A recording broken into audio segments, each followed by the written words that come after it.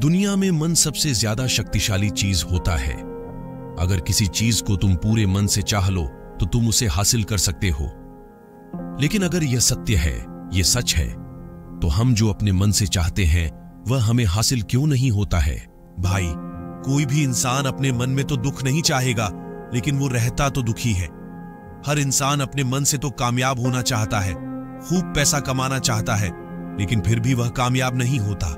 भला ऐसा दुनिया में कौन इंसान होगा जो अपने मन में यह चाहेगा कि मैं नाकामयाब रहूं या मैं पैसा ना कमाऊं? सोचने की बात है तो इसमें दो चीज निकलकर सामने आती है। या तो वह महापुरुष गलत थे जिन्होंने यह बात बोली कि मन से चाहे हुई चीज हासिल हो जाती है, या फिर हम गलत हैं। आज की कहानी में मैं जो कहानी बताने वाला हूं उसमें आपको एक ऐसा मंत्र मिलेगा। उसे समझने के बाद आपको एक ऐसा मंत्र का पता चलेगा जिससे आप यह समझ पाएंगे कि अपने मन से कोई भी चीज कैसे करवाई जाती है, मन में किसी भी बात का बीज कैसे बोया जाता है।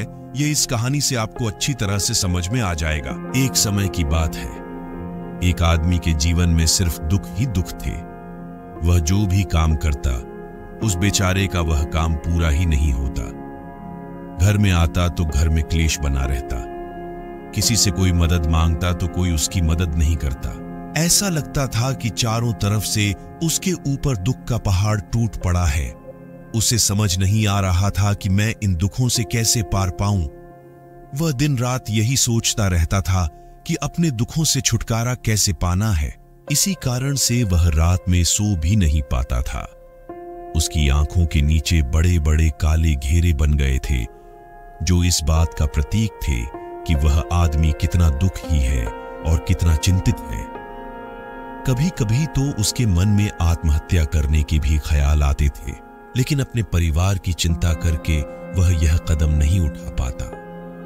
वह इतना दुखी हो गया कि उसने निर्णय किया कि वह इन दुखों से छुटकारा पाकर ही रहेगा। इसके लिए चाहे उसे कितनी ही मेहनत करनी पड़े, कुछ भी करना पड़े, चाहे अंगारों पर चलना पड़े, लेकिन इन दुखों से छुटकारा हासिल करके रहेगा। ऐसे ही एक दिन उसने अपने मित्र से पूछा कि मैं अपने जीवन को कैसे सुधारे। उसके मित्र ने उसे बताया कि तुम किसी बाबा के पास जाओ। बाबाओं के पास ऐसा मंत्र होता है जिससे सारे दुख मिट जाते हैं, जीवन खुशियों से भर जाता है और धन संपदा भी हासिल होती है। तुम किसी ऐसे बाबा को ढूंढ लो, बस तुम्हारा काम बन जाएगा। उस आदमी के मन में यह बात पूरी तरह से पक्की बैठ गई कि कोई बाबा ही मेरा दुख दूर कर सकता है। इसीलिए उसे किसी भी बाबा के बारे में पता चलता तो वह उस बाबा के पास पहुंच जाता, उस बाबा को अपनी समस्या बताता और उससे उसका समाधान पूछता और कहता कि बाबा, मैं कुछ भी करने के लिए तैयार हूं, लेकिन मेरी इन समस्याओं से मुझे छुटकारा दिला दीजिए। आप जो कहेंगे मैं वह करूंगा, लेकिन मेरे जीवन को सुधार दीजिए। बाबा उसे कुछ टोने टोटके बताते थे करने के लिए और बदले में दान दक्षिणा ले लेते थे कि यह टोना टोटका करने के बाद तुम्हारे घर में सुख शांति बनी रहेगी, बस इस टोटके को पूरी विधि के साथ करना।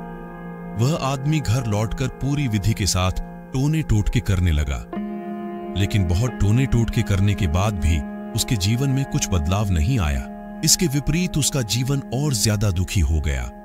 जो भी बाबा उसे टोना टोटका देता था वह बदले में उससे दान दक्षिणा लेता था। तुम्हारे ध्यान में सिर्फ दुख थे। इसके बाद बाबा ने उसे बताया कि बच्चा, हम जिस चीज से भी दूर भागना चाहते हैं वही चीज हमारे मन में बहुत गहरे में प्रविष्ट हो जाती है और हमारे अंतर्मन में समा जाती है।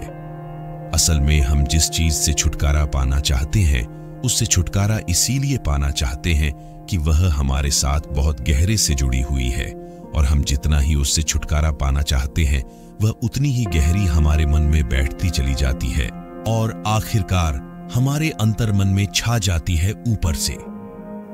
तो हम चाहते हैं सुखी होना कि मैं सुखी हूं, सुखी हूं। हमारे होंठ भी यही बोलते रहते हैं, लेकिन हमारे मन में दुख समाये होते हैं। हमारे विचारों में, हमारे मन में दुख ही दुख दिखाई देते हैं। इसीलिए अपनी जुबान से बार बार यह बोलने से कि मैं सुखी हूं, मैं सुखी हूं, हम सुखी नहीं होंगे जब तक यह मंत्र हमारे अंतर्मन में प्रविष्ट नहीं होगा। इस पर उस आदमी ने पूछा कि बाबा, लेकिन यह मंत्र हमारे अंतर्मन में प्रविष्ट कैसे होगा? यह सुनकर बाबा ने कहा कि बच्चा, अपने दुखों से लड़ना बंद कर दो।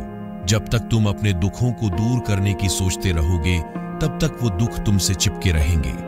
तब तक वो दुख तुम्हारे अंतर्मन पर अपना राज्य बनाए बैठे रहेंगे। और जिस दिन तुम उन दुखों के बारे में सोचना ही छोड़ दोगे, उन दुखों से छुटकारा ही नहीं पाना चाहोगे, उसी दिन से तुम्हारे जिंदगी से दुख गायब हो जाएंगे। क्योंकि किसी भी चीज से छुटकारा पाने के लिए हमें उस चीज के बारे में सोचना पड़ता है, और हम जितना ही उस चीज के बारे में सोचते हैं, वह उतनी ही गहरी हमारे मन में प्रविष्ट होती चली जाती है। हमें इस कहानी से यह सीख मिलती है कि हम अधिकतर समय दुखों के बारे में ही सोचते हैं। हम यही सोचते हैं कि हमारे जीवन में दुख है और हमें इससे छुटकारा पाना है। इसी वजह से बार बार सोचने से वो दुख हमारे अंतर्मन में प्रविष्ट हो जाते हैं और हमें एहसास भी नहीं होता। इसीलिए अगर तुम दुखों से छुटकारा पाना चाहते हो, तो दुखों से छुटकारा पाने के बारे में सोचना छोड़ दो। तुम्हें दुखों से छुटकारा मिल जाएगा। मेरे प्रिय मित्रों, ये कहानी आपको कैसी लगी कमेंट करके जरूर बताएं।